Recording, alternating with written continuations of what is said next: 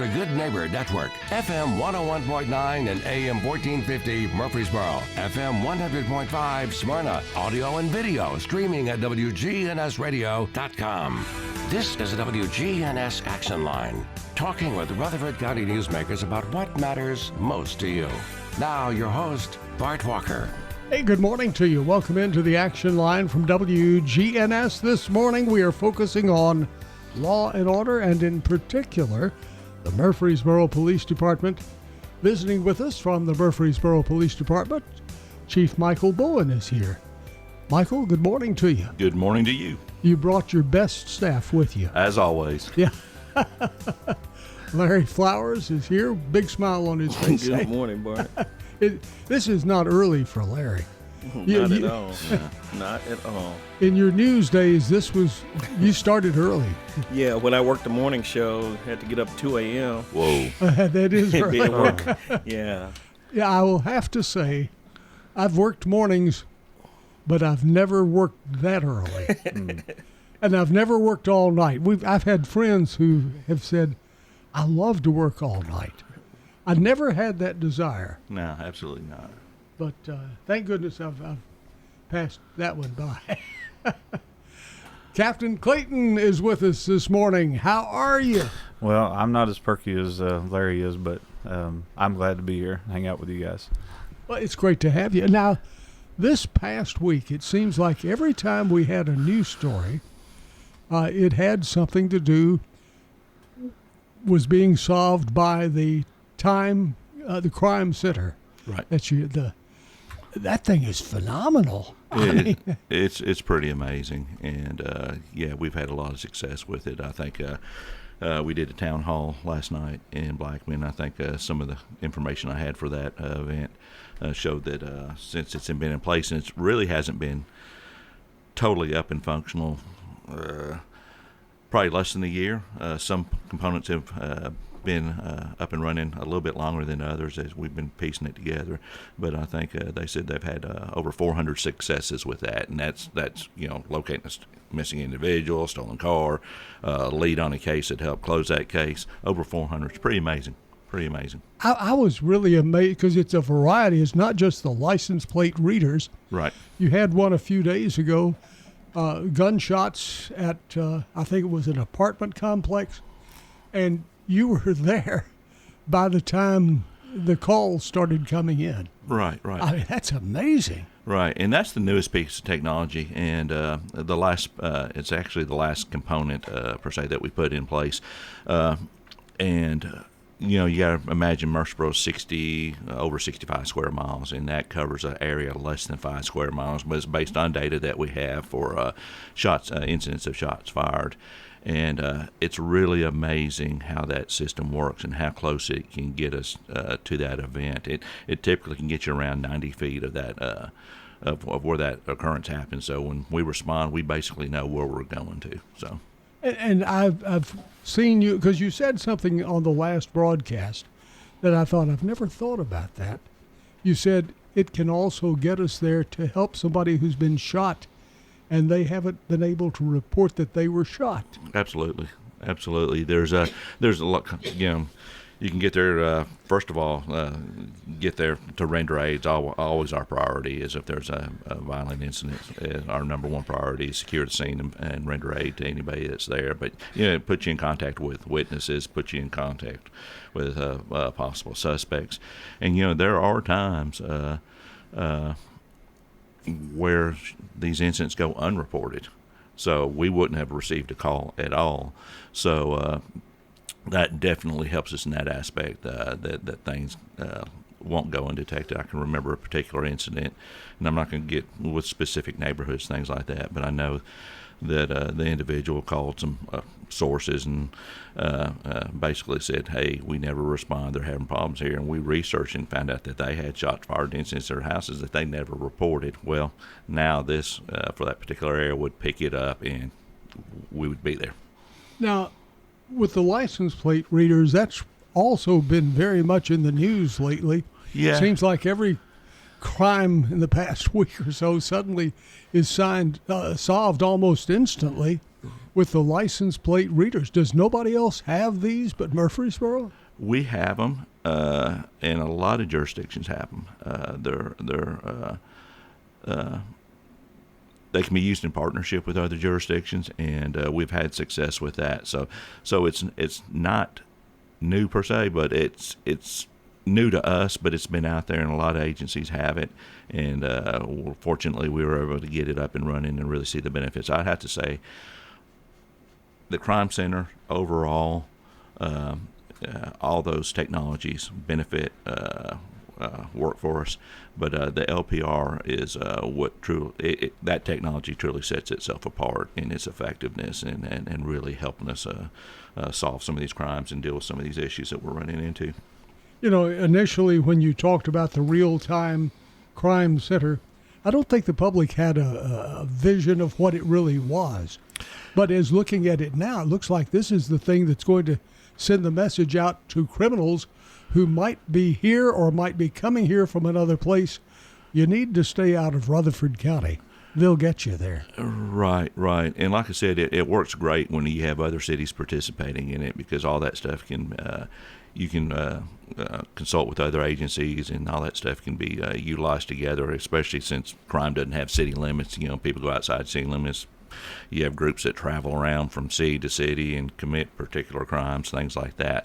So that's really, really when it pays off. And I think that case the other day, Larry, 3 jurisdictions that were affected by it. Yeah, here in the middle of Tennessee, it was Hendersonville, Goodlettsville, and our crime data analysts that work in that real-time crime center were able to also connect them to a couple of robberies in South Carolina as well. Wow. So that's the good thing about these agencies working together, and with the help of those license plate reader cameras, you can place these vehicles in these jurisdictions.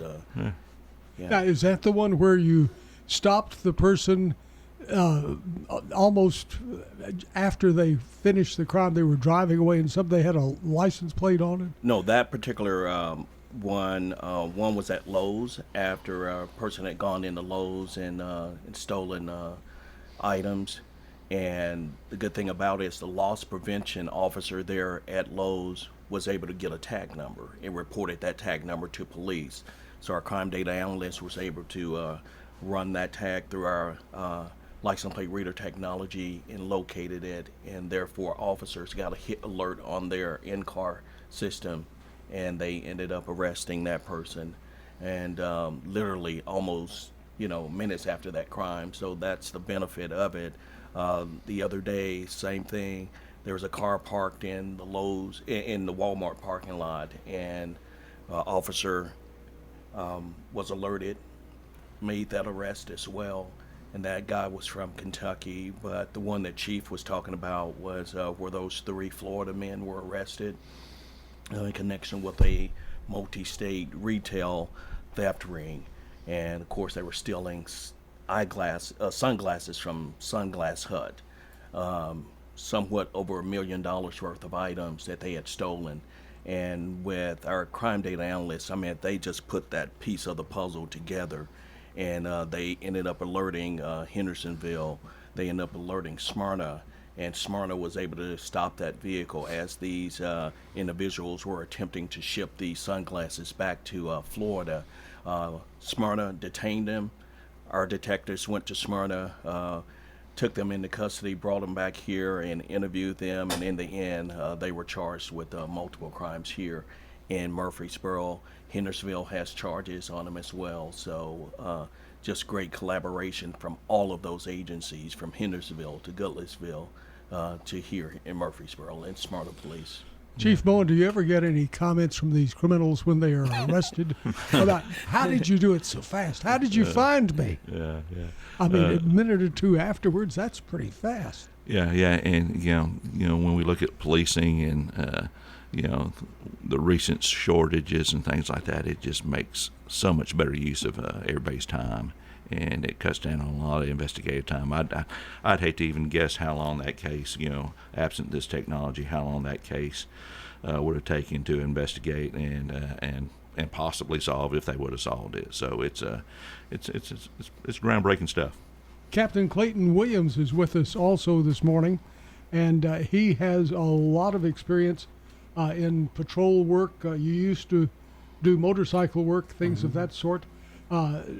If we had had this kind of technology back then, what kind of a message are you seeing the criminals getting after this quick police work thanks to technology? Well, I think it's hard to say and measure that, because a lot of these we would not even have known about until days later, and there wouldn't have been any reference maybe to go off of. But I think the biggest thing is it's very rewarding to officers as well, because that was probably one of the most frustrating things.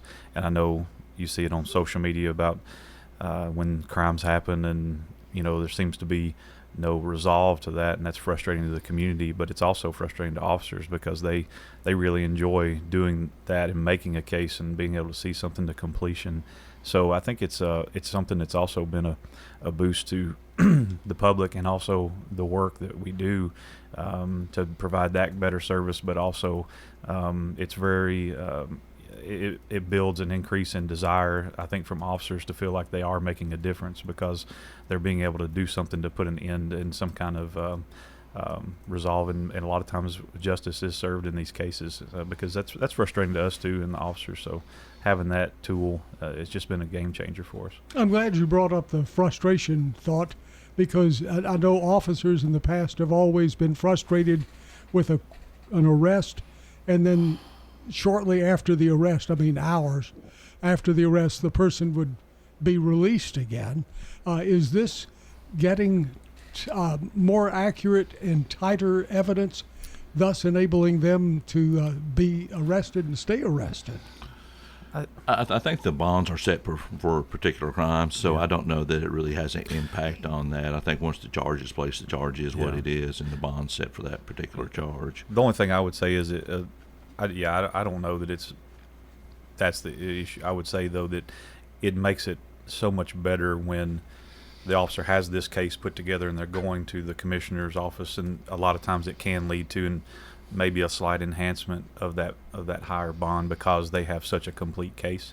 But I don't think we work really well with our courts and judicial commissioners, and those, as Chief mentioned, a lot of those bond things they're kind of preset. So but for the larger scale felony crimes, I think we're seeing quality cases come out of that. Yeah, there's instances where we have a particular crime that we may ask for a bond increase and things like that. But for the day-to-day stuff, a lot of that is set. I know in the old days, way back then, when arrests were made, sometimes it would be several days, a week, month later, and the person who was charged said, "That was not me in that car. My car was stolen, or I lent my car to somebody." Sort of hard to say that when the traffic stop is made 2 or 3 minutes after the crime, and you're sitting in there driving, and then the stuff that you stole is there on the seat beside you. It's a little bit hard to say I lent my car or it was taken. Yeah, exactly. And just to kind of go back to, I know one of the concerns is privacy on these things. Remember, we're looking at vehicles. We're not looking at individuals in the car, so we don't know anything about. We don't get any information on who could potentially be in the car or anything like that. It's all in vehicle identification. So that's what those LPRs do. Now, as we sort of focus on the real-time crime center, in earlier weeks, months past, you would say it's 70% open. It's working pretty well. Are we at 100% yet? Is everything in there working now? Because it looks like it is. Every technology piece that we're going to use is in place, but not all of it has been installed. For example, when we started the project, the first set of LPRs that we bought, we put on city streets. Mayor spoke about this last night. You have city streets, you have state routes in the city, and you have your interchanges, things like that. So basically, just due to the permitting process and us wanting to be able to get this system up and running, we put them on the municipal routes, city streets. And then we want to look at expanding, and of course the the issue was, hey, having to get permits from the state to do things on state right-of-ways, things like that. Fortunately, when Governor Lee introduced his violent crime grant initiative, LPR technology was a component that we could get through that grant. And the cool thing about that is that they said, hey, if you get it through our grant, you have to put it on state right-of-ways.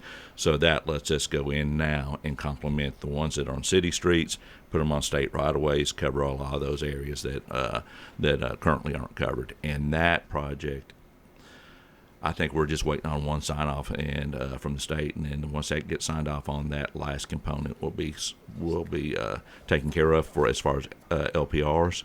The gunshot detection technology, the things that we are going to do now are in place, and then you have the other component, which is the camera systems. We have one more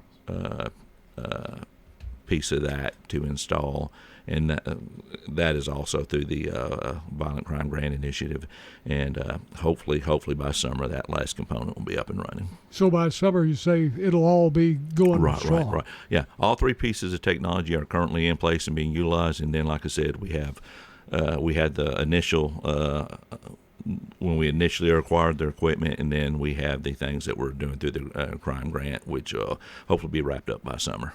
Like all technology, when one piece is in and up and working, there's something else that's being created, something that is in the labs right now, and you probably are aware of them, and they're probably trying to sell them to police departments. Are there any things on the horizon? Really, this is pretty much the stuff that's being that you see out there right now as far as technology components. I don't know if anything, they've got ways. There's companies that with this gunshot detection technology, they've got the ability to hook up a drone, and if those sensors go off, a drone will fly to that area and start getting aerial footage. We're not doing that, but that just shows you how far it's going. And you have to really look at it and think, is this really practical? Are we making good use of taxpayer dollars? Is this really going to give us a return on investment? And I think the components we have in place are pretty good. I think that we look at the technology from the street side, but you also have to look at the capabilities from the forensic side, the ability for some of our investigators, the way they process evidence, the way they map crime scenes, the way they do things like that. That's just me, just as equally fascinating. Clayton can go back to the days where, oh man, I can go back to the days where they drove a nail in the ground and measured from that, and now they're laying out these mapping devices and doing these aerial shots of wreck scenes and crime scenes, and it's amazing as far as that aspect as well. So I'll say this: it's not just in the LPR cameras, that type of technology. It's in the processing. That type of technology is just as equally amazing. We're talking about new technology. We're talking about the Real-Time Crime Center that over the past few weeks has done a phenomenal job.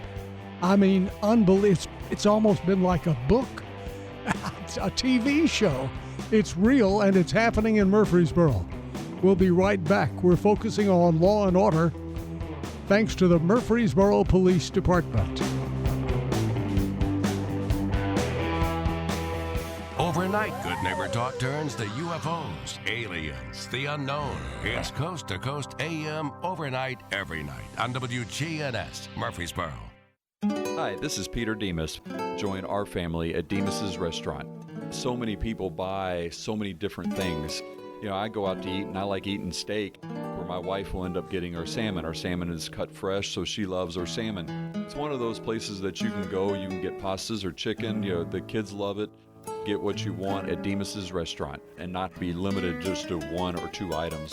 Join our family at Demas's Restaurant, 1115 Northwest Broad Street in Murfreesboro.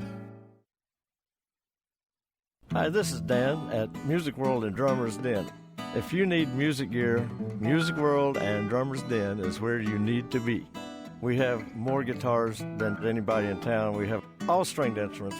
we've got it all. We have keyboards as well. Do we have drums? We are Music World and Drummers Den.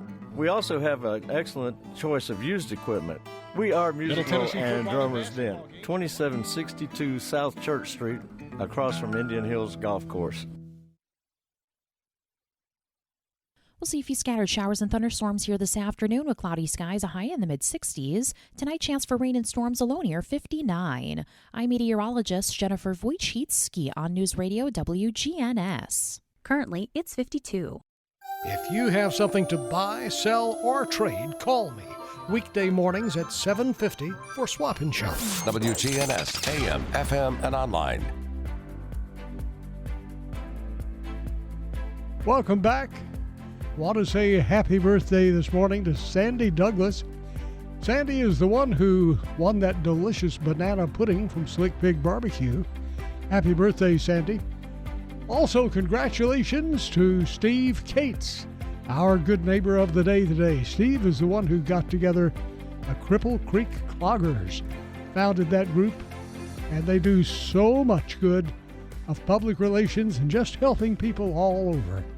The Cripple Creek Cloggers. We're going to have another one of those outstanding international folk festivals this year. Steve, congratulations to you. He'll be receiving flowers from Jenny Harrison and the family at Ryan Flowers Coffee and Gifts. We're talking law and order this morning on WGNS. This morning from the Murfreesboro Police Department, Chief Michael Bowen, Captain Clayton Williams, and Public Information Officer Larry Flowers. And as we left you on that last round, we were talking about how things have changed over the years. Now, you do have you do use drones, right? We do. You'll find that most emergency services in this county have some type of drone capabilities used for a variety of things, missing persons. I think that's probably where we use them a lot. You can use them on accident scenes to fly over and photograph those type scenes, things like that. So yeah, we do have that, and we're probably in the infancy stages as far as getting a unit up and running to use those. I know that I've been signing a lot of paperwork for training, things like that, and looking at purchases, things that nature. I know we have some interior drones that we can fly into a scene that may not be safe, that if we're looking for somebody dangerous situation, we've got the smaller drones that we can fly into an area and versus sending personnel or into that situation. So yeah. It's amazing how much material you do have. The drones you can send in, you have armored vehicles you can send in. Do you have the little robots that can be sent in? And yeah. We've had that. We've had that for quite some time, and just know that, especially in this area, that agencies that don't have these type of technologies, or if we're lacking something, that there's a lot of spirit of cooperation between agencies and sharing things that we have. And I say that to say about the robot, we've had that. Oh man, we've had that for quite a while. And the fact that you can now just open a door and roll that thing in and communicate with somebody versus sending an individual or a group of individuals into a scene, especially in a situation that could potentially be, where you could potentially risk a serious injury, death, because of the circumstances. Man, it just really helps out in so many ways to roll that thing in there and just establish contact and hopefully get some type of communications going. I would think that the person inside who's nervous and edgy already would be more comfortable communicating with a machine than facing a person. Plus, it's safer for everybody. Yeah.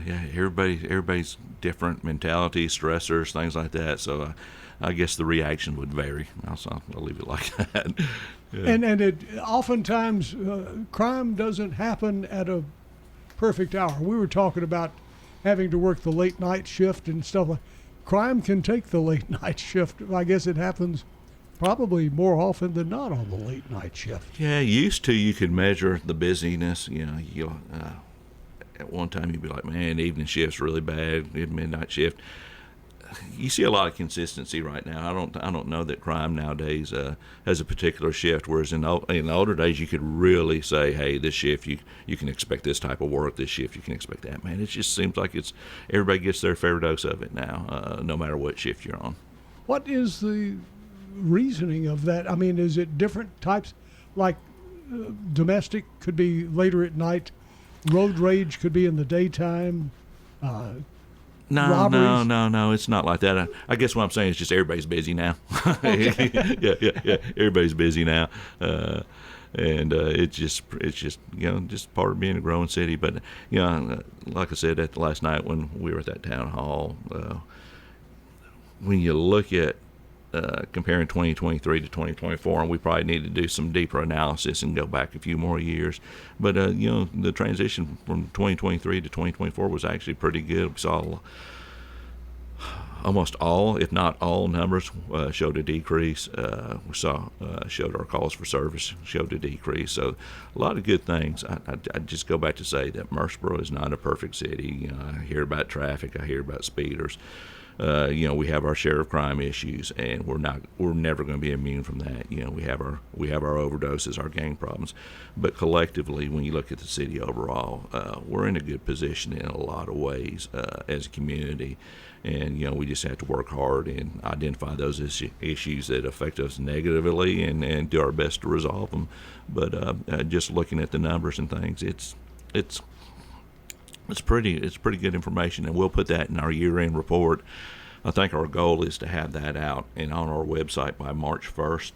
So staff's working on it right now. It typically takes us, when the year wraps up, it takes us a little while to get all of our information data together. So we're going to start posting that on our website annually to where people can look at that. And then for comparisons, just a reminder, the TBI also does a report, and it's the crime intensity reports, and we've got those up there. And Larry, you've got those up there going back several years. From last 5 years. Last 5 years. Mm-hmm. So you can do comparisons to other cities, things like that. So it's good information. Good information. There are two types of crimes that we wanted to touch on today. In fact, we've had listeners in texting us this morning have asked about one of these in particular. Road rage. Are you seeing as much issues with road rage lately? Has that increased or decreased or what? I don't know if there's any indicators that it's increased. I know that it's always a constant. I mean, there's always incidents of it. I mean, whether I've been off duty, and you can drive through traffic and you can see it happening in places. Just a lot of frustration. I don't understand it. Of course, if I was on duty, I'd stop and try to deal with it, or stop them and try to deal with it. But I think it exists. I don't know if there's any indicators that it's increasing. I think there again, once your population increases, the number of incidents increase with that population. But is it a factor of traffic? Absolutely. People in a rush, there's just a lot of factors, and it doesn't have to be that way. Just plan your day, give yourself plenty of time. That way you don't get frustrated when you're running late. If you see that other guy driving aggressively, give him room, move to the side, let him get by you. You want that person away from you as far as possible. When people engage you, if they're frustrated, just don't respond. Like I said, the best thing you can do is turn away, go the other direction, whatever. Just try to separate yourself from those individuals. But yeah, it happens. Yeah, it can turn out pretty bad sometimes. You've seen some incidents turn pretty violent at times. But I think it's just unfortunately, I think it's just a norm right now. And how we get past that, I don't know. And it's been around for 20 years at least. Yeah, absolutely. The other crime that we had a listener ask us about was they say that they're still concerned with the apartments around the area, especially those that have college students. They seem to have more time than they need to do things they should not be doing. Yeah, and I don't have any fresh information on any of that. I know that I can get that and present it at some other time, but I think a lot of the issues that we were seeing in the past, what was it, 2017, 2018, when we were really having a lot of violent crimes. I know that really highlighted and really draw a lot of attention to that. I know that those areas still have numbers that are probably higher than, well, they are higher than some of the typical areas, but I'd have to go back and look at that and kind of see where we're at as of today. I know a lot of the technology and the things we're putting in place that are meant to help address some of that, so that'd be a great thing for me to follow up on next time. Okay, well, we will talk about that the next round.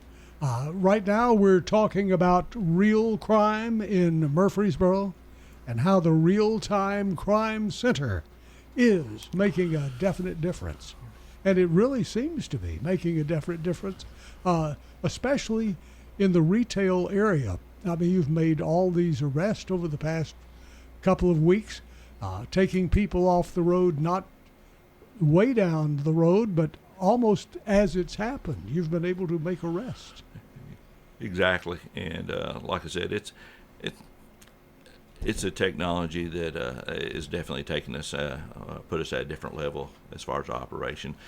And I think when we look at that thing, man, there's some individuals who are still skeptical of it, and I get it. I'm not going to try to minimize feelings, but just remember, like I said, this is a protected information. We don't allow a lot of access to it. It really helps with our ability to solve things quicker, puts cops on the road quicker, frees up our investigators' times, gets individuals off the street, especially when you look at kind of that incident Larry brought up about the Hendersonville, the sunglasses, things like that.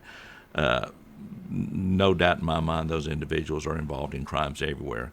So you pull them off the road, of course somebody will step in eventually and take their place, but temporarily you have gotten them off and hopefully kept them from further offending. So it's good stuff.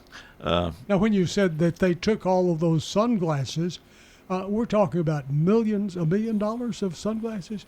That's a lot of sunglasses. Yeah, and how do you walk out of a store with $1 million of sunglasses? And see, I buy cheap sunglasses. Yeah, me too, because I lose them. So if you go based on my individual purchase price, man, that's a lot. Well, it should be a lot no matter what you're paying. $1 million, that's 1 million sunglasses. I mean, $1 a piece, get it? Yeah. You have to come out of there with a little tow truck. Yeah. Almost full of. Yeah. And is that not noticeable to people? Those are designer sunglasses that are higher end. Yeah. So, it may How not much be. are they? I don't know. I've never shopped there. I buy those dollar ones like cheap. And see, that's the cumulative total. That's not a one incident total. Right. So that's over a period of time where they're doing that we were able to identify. So that's a really organized crime. Yeah, absolutely. Yeah. You were kind of, you mentioned earlier about the Real-Time Crime Center, and you kind of said, people are trying to figure it out. It's a fancy name for just saying we get information quickly. Real-Time Crime Center, all we're saying is that we're, instead of having to go run reports and do things like that to get information on crimes that have occurred, it just feeds it to us almost immediately. That's where the Real-Time Crime Center, you mentioned that earlier, and I just wanted to, a pretty simple meeting to the name, and I think Larry has also in his releases has been trying to show the benefits of that technology and how things are going. And if we could, can we touch on recruiting just a little bit? Absolutely. All right. So, wow, it goes back to really going back to COVID. Man, it was really tough on recruiting. I've told people before, I went to a school in 2022, and it was a couple-week school in Virginia, and part of that school, people from all over the country come. We had people from California, Illinois, New York, Guam, chiefs, executive level positions, and the number one concern across the board was recruiting and retention. I say that just to say it's not a local issue. It was pretty much a nationwide issue. And, recruiting and retention was the issue. And I think around that time, we were probably 52, 53 officers short. And you're talking about a workforce of 315 at that time. So pretty bad. Things have turned the corner. I know the mayor and council have been really supportive in getting us in a position to where we're competitive. And I think now we can say we're an agency that gets looked at by a lot of people to come work at, just because of the community we live in, the salary, the pay salary. So that's why you couldn't find the cough button. I wondered what you were looking for. I looked for that little red button to push so I can cough and not do it on radio. So with all that being said, we've really gotten ourselves in a position, because you got to understand, a few years ago when we were 52 short, we've added positions. Last year we added 15 positions. So now we're at 331 total, and it looks like next month we're probably going to be fully staffed. Oh, that's fantastic. Yeah. Now, any organization our size, you're going to have you're going to have retirements. We had a lot of retirements. You're going to have just people that go on and do other things like that. So you'll have your turnover that we'll have to keep up with. But for the most part, a lot of the damage that was done, I always say 2000, post 2000, a lot of that has been. We've caught up in a lot of ways, and puts us in good shape going forward. The big challenge for us right now, and I'm not complaining by any ways, is we've got all these people in the door. We've training, things like that. Now we have 50-something people that are in some, we'll have about 50, in March we'll have about 50-something people are in some kind of a phase of training. So it'll be the end of the year before most of them can roll out and start doing things on their own. But, man, we're truly fortunate to have the support we have, and to be able to be in the position that we're in today. So I'm grateful for that. We're talking today about law and order. We're going to pause for just a moment. It'll be our final break, so if you have a question, you need to get it to us quickly. You need to get that question to us and text it or call it in, whichever you prefer. All at 615-893-1450. We'll be right back.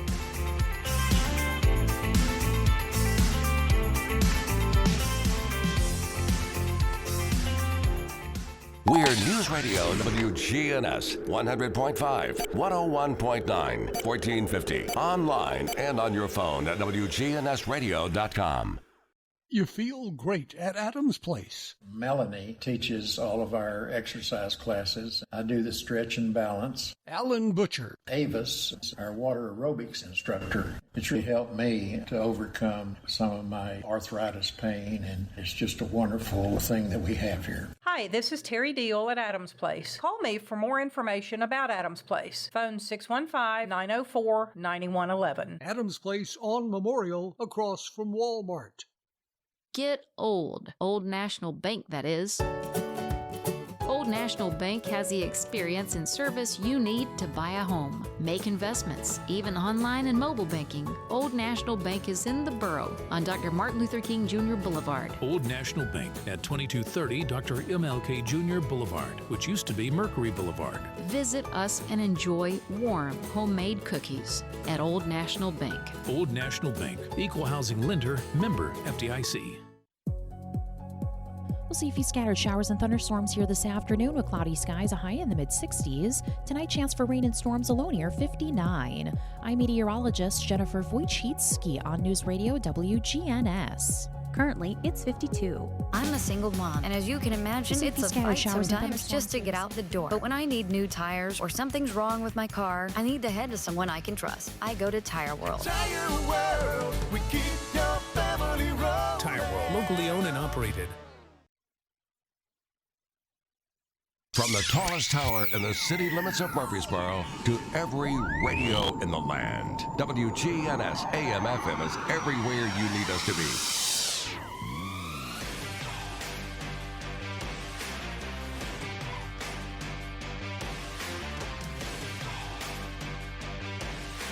Welcome back.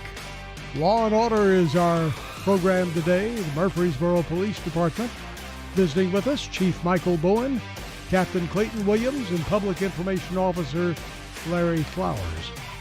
You mentioned a little while ago about looking and finding some good officers. You've been recruiting and you're almost up to full staff.